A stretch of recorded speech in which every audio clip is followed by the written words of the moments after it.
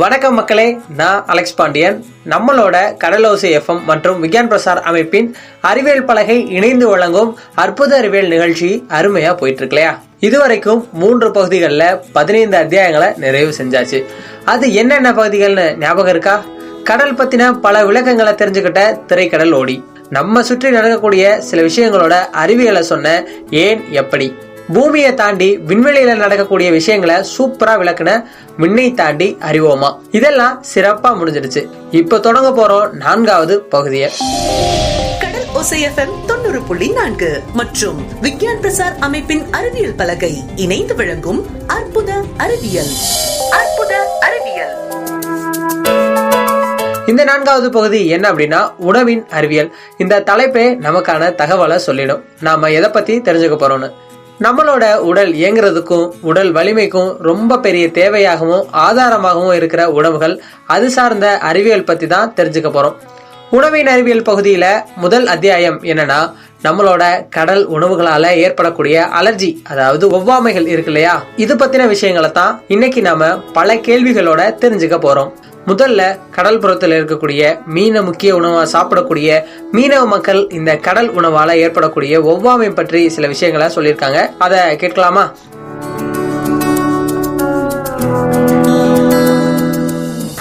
வணக்கம் ஐயா, உங்களை பத்தி சொல்லுங்க ஐயா. என் பேர் திரவியம்யா. இங்கே இந்த பாமலில் வந்து மீன் வெட்டுற கடை வச்சுருக்கோம் ஐயா. அதை வச்சு நாங்கள் வந்து பழச்சிக்கிட்டு இருக்கோம் ஐயா. ஐயா, இப்போ வந்து நம்ம வந்து கடல் மீன் வந்து சாப்பிட்றோம். கடல் மீனில் வந்து நிறைய சத்துக்கள் இருக்குது. நிறைய பேருக்கு வந்து கொடுக்குறது வந்து ரொம்ப முக்கியம் அப்படின்னு சொல்கிறாங்க. ஆனாலுமே சில மீன் வந்து சிலருக்கு வந்து ஒத்துக்கிறாது. வந்து ஒரு அலர்ஜி மாதிரி, ஒரு ஒவ்வாமை மாதிரி வரும். அப்படி எந்தெந்த மாதிரியான மீன்களை, என்னென்ன மாதிரியான அலர்ஜிகள் வந்து இருக்குன்னு நினைக்கிறீங்க? ஐயா, மீன்களில் வந்து கொழுப்புள்ள மீன்களும் இருக்குது, கொழுப்பு இல்லாத மீன்கள். இந்த குருவலி, இந்த பார் மீன் சம்மந்தப்பட்டது பூரா கொழுப்புள்ள மீன். அதெல்லாம் பெரிய பெரிய மீன். இந்த கொலஸ்ட்ரால் இருக்காங்க பார்த்தீங்களா, கொஞ்சம் கொழுப்பு கூடுதல் உள்ளவங்க வந்து அதை சாப்பிடும்போது அது கூட தாண்டி குறையாது. அதே மாதிரி அவங்கெல்லாம் என்ன மீன் சாப்பிட்ணோம்னா, நெத்திலி, சூடை, கிளைக்கான், இப்படி மீன்கள், சின்ன சின்ன மீன்களை பார்த்து சாப்பிட்டாங்கன்னா அவங்களுக்கு இருக்கிற அந்த குறைதான் கூடுதல். நமக்கு 2வது பிரச்சனை, அது வந்து கட்டுப்பாடாகவே இருக்கலாம். அதே மாதிரி பெரிய பெரிய மீன்கள் வந்து நம்ம சாப்பிட்றத வந்து அவாய்ட் பண்ணணும். அது நல்லது கொலஸ்ட்ரால் உள்ளவங்களுக்கு மட்டும். அதே மாதிரி சர்க்கரை வியாதி உள்ளவங்க, அதே சுகர் பேஷண்ட் தானே அவங்க, இவங்கெல்லாம் வந்து இப்படி மீன்களை சாப்பிடும்போது அவங்களுக்கு வந்து கூடுதலாக வர்றதுக்கு வாய்ப்பு கிடையாது. ஆமாம், இதில் வந்து கொஞ்சம் நம்ம கொஞ்சம் உப்பை கொஞ்சம் குறைச்சிக்கிற வேண்டியதாக, வேறு ஒன்றும் இல்லை. உடல் அரிப்பு கொஞ்சம் என்ன மாதிரி மீன் சொன்னால், நான் சொன்னேன்ல, சூடை தவிர்த்துட்டு நெத்திலி சாப்பிட்லாம். நெத்திலி கூட சாப்பிட்றதுக்கு இல்லை. அதே மாதிரி கிளைக்கான் மீன் வந்து அரிக்கிறதுக்கு வாய்ப்பு கிடையாது. அது மெயின். இல்லாட்டா வாவல் வாங்கி சாப்பிடலாம். இந்த மீன்கள்லாம் வந்து நல்லதுன்னு தான் எனக்கு தோணுது. சரி, இந்த மீனா சாப்பிட்றதுனால ஏற்படுற ஒரு அரிப்பு, ஒரு அலர்ஜி மாதிரி, சில மீனா தொட்டாவே அலர்ஜி ஏற்படுமே, அதுனா என்ன மாதிரியான மீன்கள்? அலர்ஜி ஏற்படுதுனால அவங்களுடைய சுவாவம் சொல்ல முடியாது. வேறு அதை வந்து வேறு நம்ம எதுவும் வந்து பிரித்து சொல்ல முடியாது. ஏன்னா அவங்களுடைய வியாதி வந்து அந்த மீன் மேலே கொஞ்சம் வெறுப்புகள் உள்ளவங்க வந்து தொட்டால் கூட அவங்களுக்கு வந்து சரி வராது. இப்போ இந்த கடலுக்கு போகிறாங்க, புதுசாக போகிறவங்க கூட வந்து என்ன செய்கிறாங்க, வாமிட் எடுக்க மாட்டாங்க. ஒரு சில பேருக்கு எப்போதுமே வாமிட் எடுத்துக்கிட்டே இருக்காங்க. அதே மாதிரி தான் கடலுக்கு போகிறவங்க. ஆனால் புதுசாக வந்து ஒரு சில நேரங்களில், இப்போ நான்லாம் கடலுக்கு முதல்ல பழகும்போது ஒரு நாள் கூட நான் வாமிட் எடுத்தது இல்லை. அதேமாதிரி ஒரு சில பேரை நான் இங்கே கடலுக்கு புதுசாக கூப்பிட்டு போயிருக்கேன். அவங்க வாமிட் எடுத்துக்கொண்டே தான், வருஷக்கணக்கில் எடுத்துக்கொண்டே தான். ஆனால் அவங்க கடலுக்கும் அசராமல் தொழிலுக்கு வந்து ஆயிராமல் வந்து கொண்டு தான் இருந்தாங்க. அந்த வாமிட்டை பெருசுப்படுத்தாமல். இப்போ நான் எனக்கு வாமிட்டு, அதே மாதிரி அவங்களுடைய உடல் வாபத்தை சொல்லலாம். ரொம்ப ஒரு அருமையான ஒரு விளக்கம் கொடுத்தீங்கய்யா. ரொம்ப நன்றி ஐயா. தேங்க்யூயா, ரொம்ப ரொம்ப நன்றியா. வணக்கம் அக்கா, உங்கள் பேர், அப்புறம் நீங்கள் எந்த ஊர்லேருந்து பேசுகிறீங்கன்னு சொல்லுங்கக்கா. நான் பாமன்லேருந்து பேசுகிறேன். என் பேர் பிரபா. அக்கா, இப்போ வந்து நம்ம ஊரோட வந்து ரொம்ப முக்கியமான ஒரு உணவு அப்படின்னாவே மீன் தான். நம்ம வந்து மீனை சார்ந்து தான் ஒரு வாழ்க்கை வாழ்ந்துட்டுருக்கோம். ஆனால் சில மீன்னா சாப்பிடும்போது சில பேருக்கு ஒத்துக்கிறாம ஒரு அலர்ஜி மாதிரி வருது. அது என்ன மாதிரியான மீன்கள்லாம் இருக்கும்? சாலை, அசலை 2 தான். 2 மீன் சாப்பிட்டா அரிப்பு உடல. ஒரு சில பேருக்கு இந்த அதாவது ஆப்ரேஷன் பண்ணவங்க இருக்காங்கல்ல, அவங்களுக்கு ஒரு சில நோய்கள் சம்மந்தப்பட்டவங்க இருக்காங்கல்ல, அவங்களுக்கு அந்த அரிப்பு வரும். மற்றபடி எல்லாருக்கும் வராது. அந்த அந்த கும்பலான்னு சொல்லுவாங்க, அது வந்து அரிக்கும். மாதிரி சாலைன்னு சொல்லுவாங்க, சாலையை சூடைன்னு சொல்லுவாங்க. 2மே அதை அரிக்க தான் செய்யும். அது நம்ம கருவாடா சாப்பிட்டாலும் அரிக்க தான் செய்யும், மீனை சாப்பிட்டாலும் அரிக்க தான் செய்யும். சரி, இப்போ வந்து இது வந்து சாப்பிடும் போது அரிக்கிறது. சில மீன்னா வந்து கையில் தொட்டாவே அரிக்குமே அப்படின்னா சொல்லுவாங்களே, அந்த மாதிரி ஏதாவது மீன்? தொட்டா அரிக்கிற மீன் இதான், இந்த கும்பலா. அதுதான் கும்பலா தான் ஆஞ்சுக்கிட்டு இருக்கையிலே அரிக்கும். மற்ற வகை மீன்லாம் நமக்கு அரிக்காது. அரிக்கிறதுக்கு வாய்ப்பு கிடையாது. இந்த 2 மீன் மட்டும்தான். மீனில் சத்துள்ள மீன்னா இந்த 2 மீன் தான் கொடுக்க சொல்லுவாங்க. ஆனால் அது நமக்கு ஒரு சில பேருக்கு ஏற்றுக்கிறோம், ஒரு சில பேருக்கு ஏற்றுக்கிறோம். ரொம்ப ஒரு சூப்பராக நிறைய விஷயங்கள் சொன்னீங்க. ரொம்ப நன்றி அக்கா. சரி, நன்றி. வணக்கம் அண்ணன், உங்கள் பேர் அப்புறம் உங்களை பற்றி சொல்லுங்கண்ணே. என் பேர் பிச்சன் நாவாமன் பிரான்ச் நகர். ஆனால் நீங்கள் எத்தனை வருஷமாக கடலுக்கு போயிருக்கீங்க? நான் ஒரு ரொம்ப வருஷமாக கடலுக்கு போயிட்டுருக்கேன். ஒரு எத்தனை வருஷம் அப்படின்னா ஒரு 10 வருஷம். 10 வருஷம் கடலுக்கு போயிருக்கீங்க அப்படின்னா உங்களுக்கு கடல் பற்றி மீன் பற்றி சில விஷயங்கள் வந்து நல்லாவே தெரிஞ்சிருக்கும். நம்மளோட மக்கள் வந்து சொன்னாங்க சில மீன்னா சாப்பிட்டா இந்த மாதிரியான அலர்ஜிகள் ஏற்படும், இந்த மாதிரியான சில பேருக்கு வந்து சாப்பிட்டா ஒத்துக்கிறாது அப்படிங்கிற விஷயத்தான் சொன்னாங்க. நீங்கள் சொல்லுங்கள், கடலுக்கு போகும்போது என்ன மாதிரியான மீன்கள் சாப்பிட்றத தவிர்த்துமே அது வந்து தொட்டுட்டாவோ குத்திட்டாவோ பிரச்சனைகள் ஏற்படும், அதில் வந்து அலர்ஜி வரும்னா அது என்ன மாதிரியான மீன்கள்? ஓரா மீன், அது ஓரான்னு ஒரு மீன் இருக்குது. அந்த மீன் குத்துனா எல்லாம் கடுக்கும், செமையாக கடுக்கும். வேறு கெழுது, உங்களுக்கு தெரியும், கெழுது கடுக்கும். வேறு திருக்கை இருக்கும், திருக்கை வந்து அது வாலில் ஒரு முள் இருக்கும், அது குத்துனாலும் கடுக்கும், பயங்கரமாக கடுக்கும். வேறு சாமி மீன் சொல்லுவாங்க, அந்த மீன்ஸ் அது ரொம்ப விஷம், அது குத்துனா சில நேரம் கடலில் வச்சு உயிரே போயிடும் அப்படின்னு சில பேர் சொல்லுவாங்க. உடனே அதோட ரியாக்டை காட்டிடும், அது வந்து வீங்கிடும், காலி மூஞ்சிலாம் வீங்கிடும். அந்த சாமி மீன் வந்து என்னென்னா அது வந்து குத்துன உடனே எந்த இடத்துல குத்துச்சோ அந்த இடம் வீங்க ஆரம்பிச்சிடும், ரொம்ப பெருசாகிடும் கை.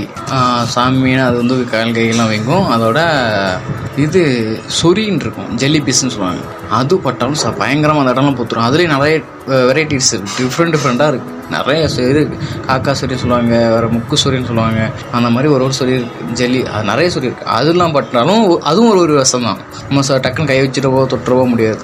ரொம்ப சிறப்பாக நம்மளோட மீன்கள் என்ன மாதிரியான அலர்ஜிகள்லாம் ஏற்படுதும், அதனால என்ன மாதிரி ஆபத்துகள் ஏற்படுது அப்படிங்கிற விஷயத்த நிறைய சொன்னீங்க.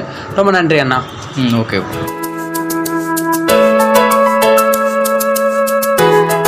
நம்ம மீனவ மக்கள் கடல் உணவால் ஏற்படக்கூடிய இந்த ஒவ்வாமைகள் பற்றிய நிறைய விஷயங்களை சொன்னாங்க.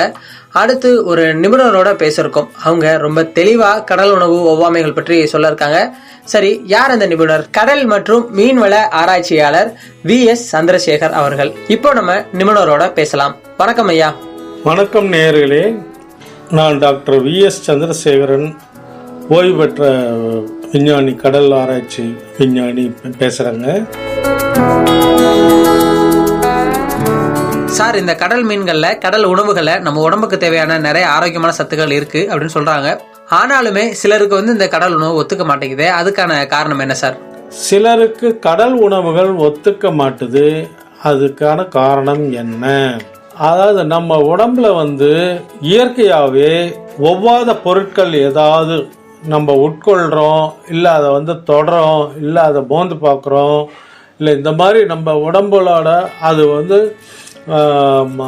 வரும்பொழுது அதை வந்து உடம்பு தன்னை பாதுகாப்பதற்காக இதெல்லாம் வந்து இப்போ ஒரு பூவை வந்து மோந்து பார்க்குறோம், எல்லாரும் மல்லிகைப்பூ நல்லா இருக்குது, அதில் வந்து உடம்பு வந்து அதுக்கு தெரியுது இது நல்லா இருக்குது, அதனால் மோந்து பார்க்குறது தப்பு இல்லை அப்படின்னு சொல்லி. ஆனால் அதே வந்து வேற ஒரு புகையை வந்து மோந்து பார்க்குறோன்னா உடனே இருமல், தும்மல் எல்லாமே வருது. ஏன் வருதுன்னா உடம்பு வந்து இயற்கையாகவே இது வந்து கெடுதியானது, இது மூக்கல்ல வந்துடக்கூடாது, அதனால தான் அது இருமி இல்லை தும்பி அதை வந்து உடம்பு உள்ள வராமல் பாதுகாப்புது. இதே மாதிரி தான் ஒவ்வாமை, அலர்ஜிங்கிறதும் ஒவ்வாமை, எல்லா அது நூற்றுக்கணக்கான பொருள்கள் வந்து நமக்கு அலர்ஜியாக இருக்குது. ஒருத்தருக்கு இருக்கிற அலர்ஜி இன்னொருத்தருக்கு இருக்காது. இது வந்து ஒரு புரியாத புதிர் தான், ஆனால் இதுதான் உண்மை. ஒருத்தருக்கு இருக்கிற அலர்ஜி இன்னொருத்தருக்கு இருக்காது. ஆனால் சில பொருள் வந்து நிறைய பேருக்கு அலர்ஜியாக இருக்கும். தூசி அலர்ஜி, டஸ்ட் அலர்ஜின்னு சொல்லுவோம். தூசி வந்து நிறைய பேருக்கு அலர்ஜி வரும். தூசி காலம் இல்லை, வடநாட்டில் பார்த்தீங்கன்னா கோதுமை அறுவடை சமயத்தில் உங்களுக்கு வந்து அந்த கோதுமை அந்த தூள், அந்த மேலே இருக்கிற தூள் வந்து நிறைய காற்றுல வரும். அப்போ வந்து நிறைய பேருக்கு அலர்ஜி வரும். அலர்ஜி வந்தால் மூக்கு ஒழுகிக்கிட்டே இருக்கும், கண்ணெல்லாம் சிறந்துடும், அப்படியே இருமல் வரும். இதெல்லாம் என்னன்னாக்கா உடம்பு தற்காப்புக்காக இதெல்லாம் வந்து இயற்கையாக இருக்குது. அதனால் இப்போ மீன் மட்டும் இல்லை, நிறைய பொருட்கள், சிலர் பால் குடித்தா அலர்ஜி, சிலருக்கு வந்து ஸ்வீட் சாப்பிட்டா அலர்ஜி, சிலர் மட்டன் சாப்பிட்டா அலர்ஜி, சிக்கன் சாப்பிட்டா அலர்ஜி, எறா சாப்பிட்டா, நிறைய பேருக்கு எறா சாப்பிட்டா அலர்ஜி. இதெல்லாமே ஒவ்வொருத்தருக்குரிய ஒரு இதுதான். இதில் வந்து சிலருக்கு வந்து மீன் சாப்பிட்டா மட்டும் இல்லை, அந்த மீனை தொட்டாலே கூட அவங்களுக்கு அலர்ஜி ஆகிடும். இல்லை மீன் குழம்பு ஒரு வீட்டில் கொதிக்குது அப்படின்னாக்கா வாசனை, அந்த வாசனை கேட்டாலே அந்த வாசனை அவங்களுக்கு வந்தாலே ஒரே அலர்ஜி ஆகிடும். தாளிச்சா அலர்ஜி ஆகிடும், கடுகு உளுத்த போட்டு தாளிச்சா அலர்ஜி ஆகிடும். இது எல்லாமே உடம்பு வந்து ஒவ்வாத பொருட்களுக்காக பாதுகாப்பு கொடுக்குது. ஆனால் சமயத்தில் வந்து அது வந்து தவறுதலாக அது வந்து நல்ல பொருளுக்கும் அந்த மாதிரி சமயத்தில் அந்த மாதிரி ஆகிடும். அதுதான் வந்து இயற்கையான அலர்ஜி. ஓகே, அதனால் எல்லாருக்குமே எந்த மீன் சாப்பிட்டாலும் அலர்ஜி வருங்கிறது கிடையாது. சார், இந்த கர்ப்பிணி பெண்கள் வந்து என்ன மாதிரியான கடல் உணவுகளை வந்து சாப்பிடலாம், எந்த உணவுகளை வந்து சாப்பிட்றத வந்து தவிர்க்கலாம்னு சொல்லுங்கள் சார். கர்ப்பிணி பெண்கள் என்னென்ன கடல் உணவுகள் சாப்பிடலாம், என்னென்ன உணவுகள் சாப்பிடக்கூடாது. ஜென்ரலாகவே கர்ப்பிணி பெண்கள் வந்து நான்வெஜ்ஜை வந்து கொஞ்சம் அவாய்ட் பண்ண சொல்லுவாங்க. ஏன்னா வந்து அதோட டைஜஷன் வந்து உங்களுக்கு வந்து நான்வெஜ் டைஜஷன் நிறைய டைம் எடுக்கும், நிறைய அதுக்கு சக்தி உடம்பு செலவு பண்ண வேண்டியிருக்கும். அப்படி பண்ணும்போது வயிற்றில் இருக்கிற குழந்தைக்கு வந்து அது சுவாசிக்கிறதுக்கு, அது வந்து அது டெவலப்மெண்ட்டுக்கு, அதுக்கெல்லாம் வந்து எனர்ஜி போகிறது தடைபடுன்றதுனால வந்து சாப்பிட்றத வந்து ஓரளவுக்கு லைட்டு ஃபுட்டாகவே சாப்பிட்ணும். கொஞ்சம் கொஞ்சமாகவே சாப்பிட்ணும், லைட் ஃபுட்டாக சாப்பிட்ணும். ஏன்னா வயிற்றில் அது குழந்தை வந்து அது நிறைய இடத்தையும் ஆக்கிரமிச்சுக்கிறதுனால நம்ம இறைப்பையும் ஓரளவுக்கு ஒரு சைடு கொஞ்சமாக தள்ளி விட்டுரும். அதனால் நம்ம சாப்பிட்றதும் கொஞ்சமாக எப்பயும் சாப்பிட்ற மாதிரி நல்லா சாப்பிடாம வயிறு முட்டை சாப்பிடாம கொஞ்சம் கொஞ்சம் சாப்பிட்டிங்கன்னா அது ஜீரணிச்சு போகிறதுக்கு வசதியாக இருக்கும். இல்லாட்டா வாந்தி கீந்தி வந்துக்கிட்டு இருக்கோம். இப்போ நான்வெஜ் ஐட்டம்னு பார்த்தீங்கன்னா சிக்கன், மட்டன், இல்லை பீஃபு, அது மாதிரி எல்லாமே வந்து உங்களுக்கு வந்து ஹார்டு டு டைஜஸ்ட், அது ஜீரணமாகிறதுக்கு கஷ்டமானது. ஆனால் மீன் உணவு ஒன்று தான் ரொம்ப ரொம்ப ரொம்ப ரொம்ப நல்ல ஒரு நான்வெஜ் ஐட்டம். அதை வந்து வறுத்து சாப்பிட்டிங்கன்னா, எண்ணெயில் வறுத்து சாப்பிட்டிங்கன்னா அது டைஜஷன் ஆக கஷ்டம், தேவையில்லாத கொழுப்பு சக்தி சேரும். அது மீனை வந்து நம்ம குழம்பா வச்சு வேக வச்சாதான், வேக வச்சு சாப்பிட்டோம்னாக்கா அது ரொம்ப நல்லது. முக்கியமாக கர்ப்பிணி பெண்களுக்கு கடல் உணவு உண்மையிலே ஒரு வரப்பிரசாதம், நல்லது, சாப்பிட்லாம். இதில் வந்து சுதுப்புன்ற மாதிரி சில பத்தி மீன் கூட சொல்லுவாங்க. அதில் வந்து விஞ்ஞானபூர்வமாக என்னன்னு தெரியல. ஆனால் அது வந்து நம்ம பாரம்பரியமாக இப்போ சுதும்பு மீன் கர்ப்பிணி பெண்களுக்கு கொடுப்பாங்க. ஸோ அதில் ஏதோ ஒரு நல்லது விஷயம் இருக்க தான் செய்யுது. அதனால் நம்ம அந்த மாதிரி ஒரு பத்திய பொருள்களையும் நம்ம சாப்பிடலாம், கர்ப்பிணி பெண்களுக்கு கொடுக்கலாம். சார், எந்த வகையான மீன்கள் சாப்பிட்டா அலர்ஜி அதிகமாக வர வாய்ப்பு இருக்குது? அப்படி அலர்ஜி வந்துட்டா அதுக்கு என்ன பண்ணலாம்? அலர்ஜி இப்போ நான் சொன்ன மாதிரி ஒவ்வொருத்தருக்கும் ஒவ்வொரு மாதிரி இருக்கும். ஆனால் கடல் உணவு வந்து சிலருக்கு பாதிப்பை ஏற்படுத்தும், சிலருக்கு ஏற்படுத்தாது. யாருக்கு அலர்ஜி இருக்கோ அவங்க அதை வந்து அவாய்ட் பண்ணணும், அதை சாப்பிடாம இருக்கணும், வேறு வழி கிடையாது. சார், கடலில் இருக்க மீன்கள் அதனால் செய்கிற உணவுகள் பற்றி ஒரு நேரம் சொன்னீங்க. இந்த கருவாடு இருக்கு இல்லையா, இந்த கருவாடு சாப்பிட்றதுனால ஏற்படுற அலர்ஜி அதை பற்றி சொல்லுங்கள் சார். கருவாடு உணவு எல்லோரும் சாப்பிடலாமா? கருவாடால் அலர்ஜி ஏற்படுமா? மறுபடியும் இந்த அலர்ஜின்னும் போது கருவாடு சிலருக்கு அலர்ஜியாக இருக்கலாம், சிலருக்கு ஒன்றும் இல்லாமல் இருக்கலாம். அதனால் அலர்ஜியை பொறுத்த வரைக்கும் கருவாடு சாப்பிட்லாம், சாப்பிடக்கூடாதுன்னு இல்லை. ஆனால் ஜென்ரலாக கருவாடில் வந்து உப்பு ஜாஸ்தியாக இருக்கும். உப்பு போட்டு கருவாடு வெறும் வெயிலில் காய வச்சு செய்கிற கருவாடு வந்து உங்களுக்கு உப்பு இருக்காது, அது நல்லது. அதை மறுபடியும் தண்ணியில் ஊற வச்சு அதை சமைச்சு சாப்பிட்லாம். ஆனால் உப்பு போட்டு அதை ப்ரிசர்வ் பண்ணுறதுக்காக உப்பு போடுறோம். உப்பு போட்டு செய்கிற கருவாடு வந்து உங்களுக்கு வந்து உப்பு அதிகமாக உடம்புல வந்து சேரக்கூடாது. ஜென்ரலாகவே உப்பு வந்து நம்ம கொஞ்சம் குறைவாக தான் சாப்பிட்ணும். ஏன்னா நம்ம உடம்புல சோடியம், பொட்டாசியம் அந்த மாதிரி அதெல்லாம் அதனுடைய லெவல்லாம் வந்து ஒரு லெவலில் கரெக்டாக இருக்கணும். அதெல்லாம் கூட போச்சுன்னா நமக்கு உடம்புல இருக்கிற ரசாயன இதெல்லாம் மாற்றங்கள்லாம் வந்து பாதிக்கப்படும். அதனால் உப்பு எப்பயுமே குறைவாக சாப்பிடணும். முக்கியமாக ரத்த கொதிப்பு உள்ளவர்கள் வந்து டெஃபினட்டாக கருவாடை அவாய்ட் பண்ணுறது பெட்ரு. கருவாடு மட்டும் இல்லை, கருவாடு, ஊறுகாய், அப்பளம், இந்த மாதிரி உப்பில் அதிகமாக உப்பு இருக்கிற பொருட்கள் எல்லாத்தையுமே அதை வந்து அவாய்ட் பண்ணுறது நல்லது. கருவாடை வந்து யூஸ் பண்ணும்போது நம்ம அது ஒழுங்காக அதை பாதுகாப்பாக வந்து பதப்படுத்தி யூஸ் பண்ணணும். ஏனோ தானோன்னு கருவாடு போட்டு அதை வந்து ஈரத்தோடு இருந்திங்கன்னா அதில் வந்து உங்களுக்கு பூஞ்சை காளான் வந்துடும். இல்லாட்டா வந்து மேகட் ஃப்ளைன்னு சொல்லி ஒரு ஈயோட புழுவெல்லாம், அது முட்டை போட்டு அந்த புழுவெல்லாம் வந்து கருவாடை ஓப்பன் பண்ணிங்கனாலே ஒரே வெள்ளையாக புழு குட்டி குட்டி புழுவாக இருக்கும். ஸோ இந்த மாதிரிலாம் வந்து ஆகிறது வந்து கருவாடை சரியாக நம்ம பதப்படுத்தாமல் இருக்கிறதுனால தான். கருவாடை செய்கிற டைம்லேருந்தே அது செஞ்சதுக்கப்புறம் அதை ஒழுங்காக வச்சு இல்லாமல் அப்பப்போ காய வச்சு அது வந்து ரொம்ப இதாக பண்ணணும். நான் சிறப்பான முறையில் பண்ணணும். அந்த மாதிரி பண்ணால் வந்து கருவாடு ஒரு நல்ல உணவு தான். சார், எங்களோட பகுதிகளில் கர்ப்பிணி பெண்களுக்கும் குழந்தை பெற்ற தாய்மார்களுக்கும் சூட மீன் சாப்பிட்டா உடலில் வந்து அரிப்பு ஒவ்வாமை வந்து ஏற்படுது. இதுக்கான காரணம் என்ன சார்? அதான் இப்போ நான் சொன்ன மாதிரி மீன்கள் வந்து சிலருக்கு வந்து உடல் அரிப்பு ஒவ்வாமை வந்து அலர்ஜி தான். அது எல்லாமே வந்து ஒரு பர்டிகுலர் மீனுக்கு தான் அப்படின்னு கிடையாது. அது ஒவ்வொருத்தருடைய உடம்பை பொறுத்தது. ஒரு உடம்புக்கும் ரொம்ப சென்சிட்டிவாக இருக்கிறவங்க சில சாப்பாடுக்கு பிடிக்காது, ஒத்துக்காது. அதில் சில மீனுக்கும் ஒத்துக்காது. ஆனால் அதை மிச்சபடி அந்த மீனில் ஒன்றும் தப்பு கிடையாது. அந்த மீனை வந்து நம்ம சாப்பிடலாம். சார், இந்த சுண்ணாம்பு சத்து மிக்க மீன்கள்லாம் சில இருக்கும் இல்லையா, அந்த மாதிரியான கடல் உணவுகளை வந்து சாப்பிடும்போது உடலில் வந்து ரொம்ப சூடாகுதே, அதுக்கான காரணம் என்ன சார்?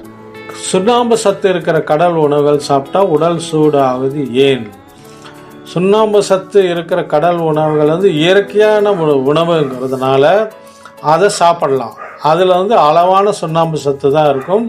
அது வந்து நமக்கு உடல் வந்து அதில் இருக்கிற தேவையான சுண்ணாம்பை எடுத்துகிட்டு மீதி சுண்ணாம்பை வந்து அது நம்ம யூரின் வழியாவோ மலை வழியாவோ வெளியே போயிடும். அதனால் அதை பற்றி பிரச்சனை இல்லை. உடல் சூடாகுதுங்கிறது, இந்த சூடு ஆகிறதுங்கிறது சயின்டிஃபிக்காக எதுவும் கிடையாது. உடம்பு சூடாகிடுச்சு குளிர்ச்சி பார்க்கணுங்கிறது நம்ம உணர்வு பூர்வமாக எக்ஸ்பீரியன்ஸில் நம்ம சொல்கிறோம். ஆனால் நீங்கள் டாக்டர்கிட்ட போய் உடம்பு சூடாக இருக்குது டாக்டர், தலைக்கு எண்ணெய் வச்சு குளிக்கலாமா அப்படின்னு கேட்டால் அவர் டெம்பரேச்சரை வச்சு பார்த்து இல்லையே நார்மலாக தானே இருக்குது, சூடு இல்லையே அப்படின்னு தான் சொல்லுவார். அது டாக்டர் இல்லை சயின்டிஃபிக்காக உங்களுக்கு உடம்பு சூடுனா ஜுரம் வர்றப்ப இருக்கிற சூடு தான். அந்த டெம்பரேச்சரில் உங்களுக்கு சூடு அதிகமானால் தான் அது சூடு. மிச்சபடி நமக்கு வந்து கண் எரிச்சலாக இருக்குது, உடம்பு சூடாகிடுச்சு, சிறுநீர் போகும்போது எரிச்சல் இருக்குது, இதெல்லாம் வந்து நமக்கு சயின்டிஃபிக்காக வந்து இதெல்லாம் கிடையாது. ஆனாலுமே இப்போ டாக்டர்கிட்ட போய் சிறுநீர் போகும்போது எரிச்சல் இருக்குனாக்கா டாக்டர் என்ன சொல்லாங்கன்னா, நீங்கள் வெயிலில் அதிகமாக சுற்றிருக்கீங்க, உங்கள் உடம்புல இருக்கிற தண்ணி வந்து நிறையா வெளியே எவாப்ரேட் ஆகிடுச்சு. ஸோ குடிக்கிற தண்ணியை வந்து நீங்கள் நிறையா குடிக்கணும், நீராகாரம் போல். இந்த மாதிரி உடல் ஹைட்ரேஷன் சொல்லுவோம். உடலை வந்து நீர் சத்து குறைஞ்சதை வந்து காம்பன்சேட் பண்ணிங்கன்னா ஆட்டோமேட்டிக்காக உங்களுக்கு அந்த சிறுநீர் போகும்போது அந்த இதில் எரிச்சல்லாம் இல்லாமல் போயிடும்.